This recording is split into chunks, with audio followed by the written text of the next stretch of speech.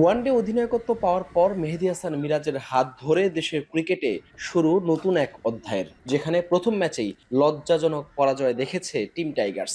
বোলাররা দারুণ পারফর্ম করলেও উইকেটের দেখা পাননি নতুন এই অধিনায়ক। শ্রীলঙ্কার বিপক্ষে প্রথম ওয়ানডেতে 10 ওভারে 47 রান দেন মিরাজ।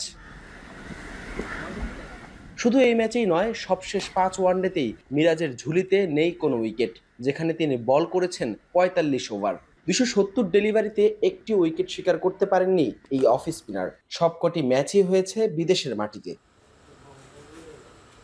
এই সংস্করণে মিরাজ সবশেষ উইকেট পেয়েছিলেন গেল ডিসেম্বরে ওয়েস্ট ইন্ডিজের বিপক্ষে প্রথম ওয়ানডেতে, সময়ের হিসেবে যা 7 মাস আগে। আর 2 উইকেটের বেশি নিয়েছেন গেল 2023 বিশ্বকাপে। পাকিস্তানের বিপক্ষে শিকার করেছিলেন 3 উইকেট। এরপর আর 2-এর বেশি উইকেটের দেখা পাননি মিরাজ। মিরাজের দলে ব্যর্থতার আরেক নাম লিটন দাস। সবশেষ 8 ওয়ানডের 4টিতেই তিনি ফিরেছেন রানের খাতা খোলার আগেই। এর মাঝে সর্বোচ্চ স্কোর 6। এই 8 ম্যাচে লিটনের রান মোটে 13।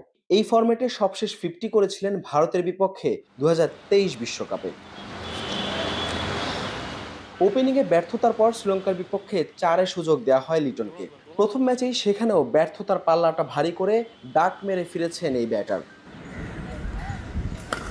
একের পর এক ম্যাচে যখন পরাজয়ের গল্প লিখছে বাংলাদেশ, তখন মিরাজ লিটনদের এই ব্যর্থতাও আলোচনার সমালোচনার টেবিলে জোরে সোরেই চলছে। তাসকিনের মতো করেই বলতে হয়, ঘুরে দাঁড়াতেই হবে, তার জন্য জিততেও হবে। কিন্তু দলের সবচেয়ে অভিজ্ঞ এই 2 ক্রিকেটারকেও যে দায়িত্বটা নিয়ে দেখাতে হবে পারফরমেন্স, নয়তো রঙিন পোশাকটা ফিকে হয়ে যাবে এমন সব ব্যর্থতার পরাজয়ে।